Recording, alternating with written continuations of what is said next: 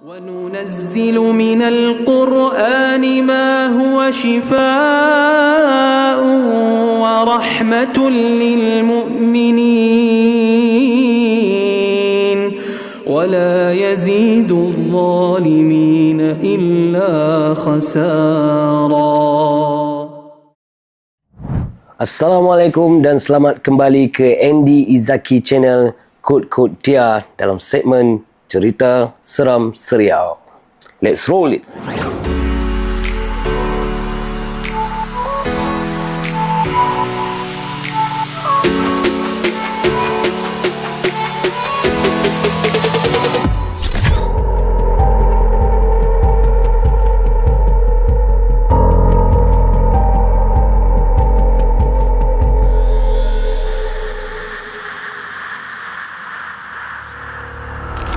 Okay guys, selamat kembali ke Andy Izaki Channel untuk segmen Cerita Seram Serial.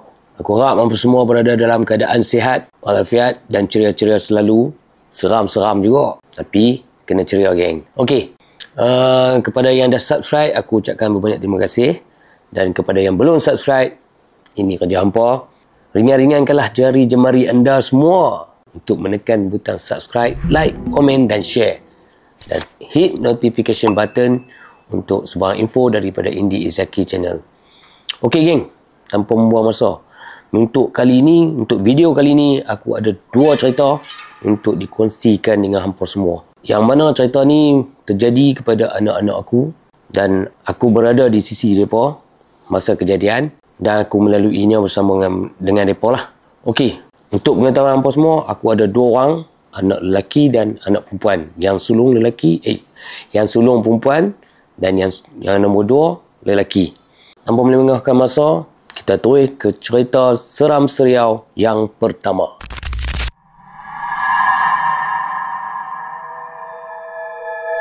Okey geng, cerita ni terjadi lebih kurang 2008, antara 2008 ataupun 2009 macam tu lah. Masa tu umur anak aku yang perempuan, yang sulung ni, umur dia lebih kurang dalam 4 ke 5 tahun macam tu lah. Dah boleh berjalan, boleh bercakap apa semua dah kan. Nak dijadikan cerita, pada satu malam tu, sebelum kejadian tu tak ada apa yang aneh. Tak ada kata apa kejadian pelik-pelik lah. Tak ada aneh lah, biasa. Macam malam-malam yang sebelum-sebelum tu, biasa saja. Jadi dalam pukul 10-11 macam tu lebih kurang lah, anak perempuan aku ni pun masuk tidur. And then selepas tu aku masuk tidur, aku jenis tidur lewat kan. Kaki aku layan bola, aku mesti layan TV apa semua dulu kan. Tengok TV apa dulu sampai lewat malam, lebih kurang pukul 1 ataupun pukul 2 macam tu aku masuk tidur. Aku masuk dalam bilik dan aku tutup pintu, aku tutuplah lampu, lampu kan. Tapi dalam bilik aku tak gelap kan. Aku ada tingkap sebelah sini, lepas tu dengan tingkap belakang di kepala aku ni. Aku tidur baring kat ni, katil. Tingkap ada satu lagi hujung kat almari. Okey, belakang ni ada tingkap. Jadi cahaya lampu daripada luar tu dia masuk lah, dia menyinari dalam bilik lah. Jadi bilik aku tak gelap sangat, jadi samar-samar nampak lah. And then bila aku pun dah letak kepala, aku rasa dalam masa yang sekejap je kot, lebih kurang. Yalah, masuk takkan tu lelap terus kan. Jadi aku ni jenis pula payah lelap. Pusing sana, pusing sini apa semua, pusing sana apa semua. Lepas tu tiba-tiba anak aku ni teriak. Bukan bangun-bangun dia gerak-gerak aku. Tak. Dia dalam masa aku duduk alik-alik tu, aku duduk leka kan, nak pi masuk alam tidur lah kan. Tiba-tiba anak aku ni bangun. Teriak kuat lah Yamat. Tapi tangan dia duk tunjuk itu. Aku sebab aku dah bangun, aku tersedak, aku terkejut. Aku pun bangun, aku nampak dia duk teriak. Tapi tangan dia duk tunjuk macam ni. Dia tunjuk kat tingkap tu. Tapi duk teriak. Baba, ular. Dia teriak macam tu. Dan dia mention perkataan ulang tu. Aku ni yang terkejut. Aku pun bertambah terkejut lah bila dengar perkataan ulang tu. Bila dalam rumah kot kan. Aku pun risau juga kan. Aku pun dengar sepantas kilat macam harimau bangun. Wow kan. Petakam kan. Bangun, aku lari pergi kat anak aku peluk dia dulu. Aku peluk dia apa semua. Dia kata, kakak. Sambil ni aku peluk tu, aku tampak pipi dia. Tangan dia duduk tunjuk macam tu. Ular, baba, ular. Dia buat macam tu kan. Aku peluk dia, kata, kakak. Aku tampak pipi dia. Kakak. Lepas tu dia tersembamkan muka dia dekat dada aku. Aku sambil tu aku tengok lah belah tingkap tu kan. Aku tengok, tingkap ni okey. Alright ya. Tak ada apa pun yang pelik. Kot terbuka ke apa, aku risau juga kan. Aku kata saat-saat kakak cakap, nanti bapa tengok, bapa nak tengok lah. Aku lepas lah dia, aku duduk tu sambil dia duduk tersok-sok lah. Ambil kain selimut kata kan. Lepas tu, aku pun bangun aku pergi kat tingkap. Aku duduk tengok tingkap, aku check lah tengok apa semua kan. Okey, tak ada masalah apa. Anak aku nampak apa lah. Masa tu dia dah mai dah. Rasa seram. Aku masa tu tak fikir lagi lah benda-benda yang lain tu. Tapi rasa seram lah. Rasa lah juga. Cerin lama apa semua dengan bertengkok ni kan. Aku lari terus pergi dekat dapur. Dekat dapur ni, aku belah seekor ikan puyuh. Dia aku pergi ambil akuarium ikan puyuh. Tak besar lah. Akuarium tu besar tu lah. Ikan puyuh pun lebih kurang besar. 3 jari lah. 3 jari lah.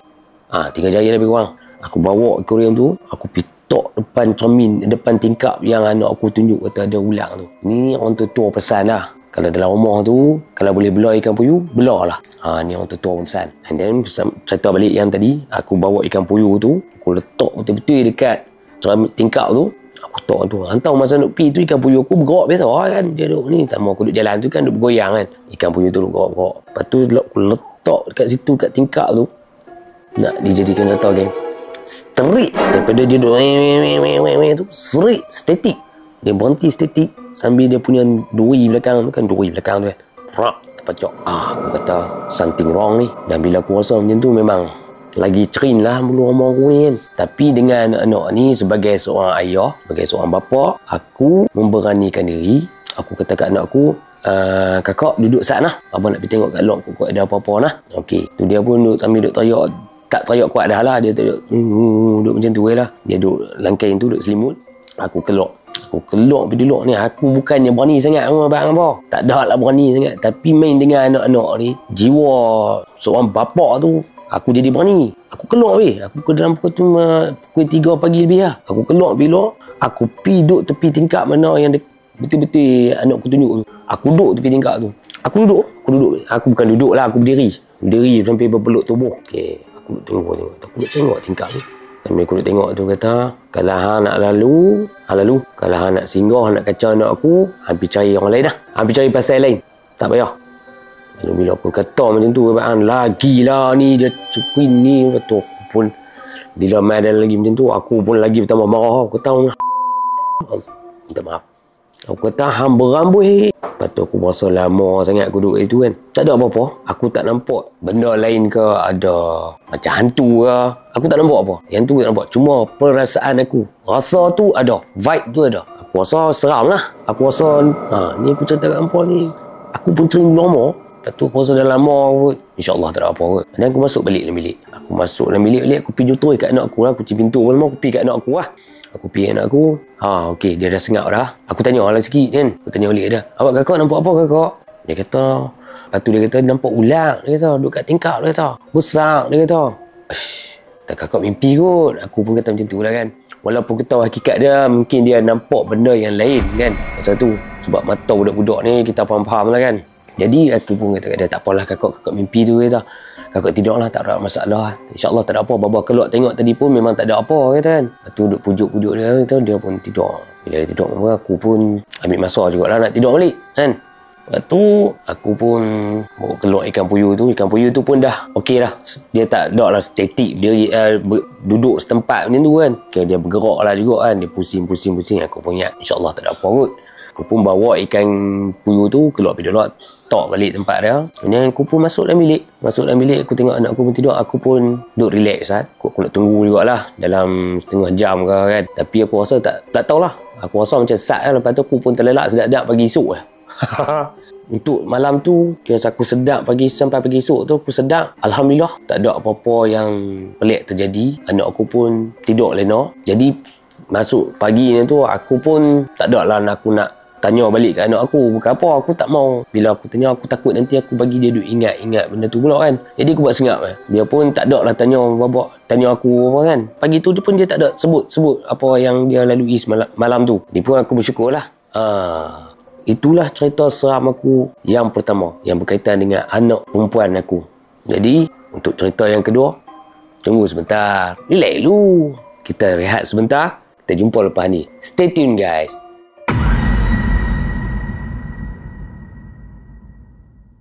Okey geng. Kita berjumpa lagi. Untuk cerita yang kedua ni,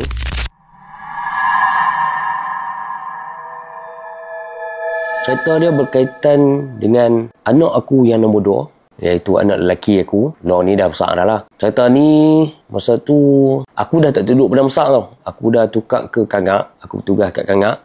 Dan aku pindah rumah daripada Padang Besar, duduk kat Kangak, kuartus kerajaan juga. Okey, malam kejadian tu, aku baru balik pada kerja.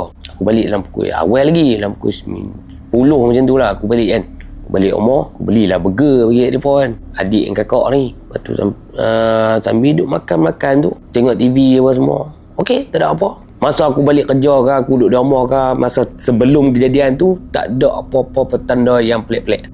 Okey And then selepas makan apa semua tu, anak aku yang nombor 2 ni, yang lelaki ni, dia sudah makan dah. Dia ni jenis makan cepat. Sebab tu badan dia, kan, masa tu lah kan, lah dia handsome. Okey, lepas dia sudah makan tu, yang kakak tak habis lagi, aku pun tak habis lagi. Dia sudah makan, dia kat aku, dia kata, "Babah, adik dah habis makan dah. Adik nak pergi basuh tangan." Pi, aku kata, dia basuh tangan. Dia pun pergi lah dapur. Duk sak hampa tahu. Dia patah lari main balik. Dia abang kat aku apa tahu? Baba, ada nenek masuk rumah. Aku kata, sudah, pintu tak tutup. Aku tadi tu kan. Aku lari pergi belakang. Lari pergi belakang, aku tengok. Pintu kunci baik. Selak apa semua elok. Tak ada. Memang terkunci lah, cerita dia tutup rapat. Aku pergi dekat, aku tengok gitu, kata, pintu ni tutup elok. Pegang tengok. Memang kunci. Aku patah balik pergi kat anak aku. Aku tanya dia, Adik nampak apa? Adik nampak nenek. Nenek tu budak 3-4 tahun bang. Dia cakap memanglah tak, orang kata apa, tak petah orang kata kan. Jadi aku faham apa yang dia cakap tu. Dia maksud dia kata dia nampak nenek tu masuk dalam rumah. Aku kata, adik tahu tak pintu tu kunci? Adik tahu baba. Tapi nenek tu masuk pintu, jalan bongkok. Dia cakap macam tu. Aku bermula dah naik gerun lah, kata naik sayat, naik ni cerin belum kan. Sebab budak-budak dia payah nak menipu kan. Kita pun tahu, hampa pun tahu, budak-budak umur 3-4 tahun ni dia mesti cerita benda yang betul lah. Aku pun memanglah antara percaya dengan tak percaya sebab budak-budak kan. Tapi aku rasa benda tu dia bukan pandai nak melawak masa tu. Aku tak rasa dia melawak. Memang benda tu dia cerita tu betul. Jadi aku pun nak bagi saya, aku patah balik sekali lagi kan. Kali kedua aku patah balik tu, aku nak sampai dekat pintu pagar tu, aku rasa lain macam kan. Jadi aku tak sempat nak sampai itu. Aku patah undur pelan-pelan. Aku patah balik pergi kat anak aku. Aku nak puas hati. Aku tanya sekali lagi. Aku kata, adik betul ke nampak? Adik nampak apa yang sebetulnya ni? Adik nampak nenek. Dia cakap macam tu kat aku. Adik nampak nenek bongkok tu masuk dalam rumah. Pintu kunci, aku kata. Betul baba, pintu kunci. Tapi nenek tu masuk pintu. Lepas tu aku tanya, pergi mana? Dia kata masuk pintu, dia terus pergi toilet. Lagi aku rasa cok kan. Yang membuatkan aku terkejut lagi, anak aku jalan pergi relax kan tahu. Dia pergi jalan tunjuk tang pintu tu. Dia kata, ni baba, ni dia tunjuk nenek ni masuk pintu ni. Dia lalu pergi sana. Dia duduk tang tu kan. Aku ni tak pergi pun. Dia duduk tang tu, dia tunjuk cerita tu macam dia tak ada rasa apa. Tapi cara dia cerita tu sungguh real geng. Aku pun bila aku tersedak tu, aku panggil, main sini. Lepas tu dia pun main. Dia pergi tengok TV kita. Dia tengok TV. Nanti mau cek kan. Tu aku pun dengan memberanikan diri lah. Walaupun dalam keadaan yang cuak, takut, jalan slow-slow, bacalah apa yang patut kan. Pergi duduk dekat tu. Rasa tu seram tu masih ada lagi. Aku boleh dapat rasa lah. Aku bila sampai ke situ dekat dengan itu, aku berasa dah dia main lain macam lah. Tapi aku beranikan diri sebab anak aku sampai takkan aku tak boleh pergi kan. Aku pergi juga lah. Aku pergi duduk dalam pintu tu. Lepas tu aku teringat ikan puyuh kan. Aku pergi ambil lah ikan puyuh tu dalam aquarium tu. Aku bawa aku pergi tok lah tahun laluan tu. Macam tu kan. Macam mana yang jadi sebelum kat kakak dia tu, macam tu lah jadi. Ikan tu statik mengadap ke bilik ayam. Aku kata, hai, ada juga aku kata. Lama dah kot. Aku duduk rumah tu lebih kurang setahun lebih dah masa tu. Tapi tu first time yang terjadi dalam rumah tu. Sebelum tu tak ada masalah apa, alhamdulillah lah. Lepas tu aku terus azan lah. Aku tak angkat takbir aku. Allahu Akbar, Allahu Akbar, Allahu Akbar. sampai la ilaha illallah. Sampai tahun tu barulah automatik aku berasa lega. Aku berasa macam aku hilang rasa takut.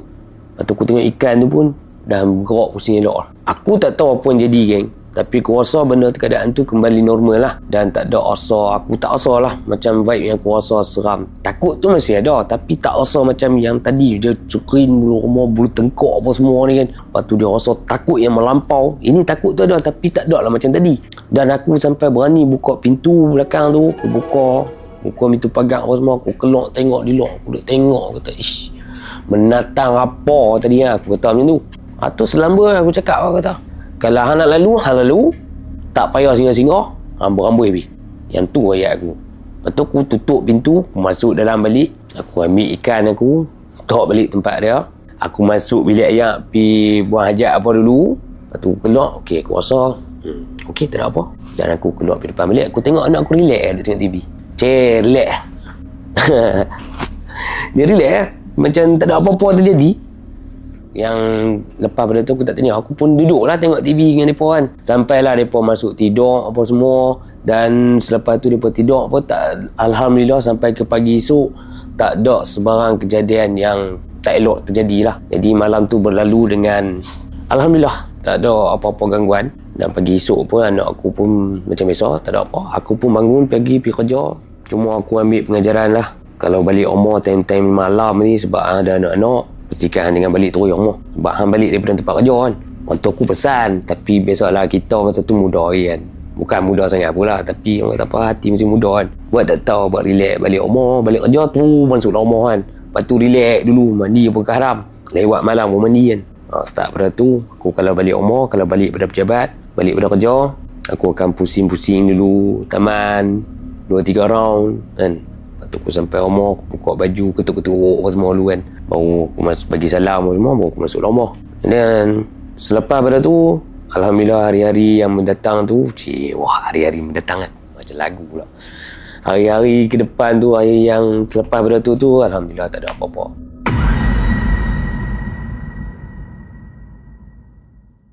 Okey, itulah geng kisah aku dengan anak-anak aku yang aku kongsikan dengan hampa. Dan aku harap hampa boleh dengar, boleh terima, boleh layan. Dan kalau hampa boleh semua apa yang aku cakap tadi hampa dapat, aku harap hampa terus support lah video aku kan.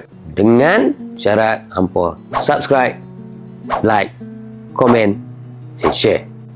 Okay geng. Jangan lupa tu lagi, tekan butang notification. Kenapa nanti kalau aku buat video nanti, kalau aku tak beritahu kat hampa, automatik dia akan sampai info ni kat hampa. Okay geng. Aku rasa setakat ni dulu untuk cerita seram seriau untuk video kali ni. Jadi kalau ada rezeki, kita akan jumpa lagi untuk next video. Seperti yang aku katakan sebelum ni, jagalah kesihatan, sebab kesihatan yang baik insya-Allah akan menjaminkan kehidupan yang lebih baik insya-Allah. Dan jagalah anak-anak kita, sebab itu amanah dan tanggungjawab kita sebagai ibu dan bapa kepada mereka. Okey geng, doa aku untuk hampa hari ni, semoga kita semua dipermudahkan segala urusan, dimurahkan rezeki dan yang baik-baik untuk kita semua dunia akhirat insya-Allah. Amin. Okey, terima kasih aku ucapkan kepada hampa semua yang sanggup menonton video aku sampai ke saat ini. Semoga kita berjumpa lagi. Ingat tagline aku, kut-kut dia.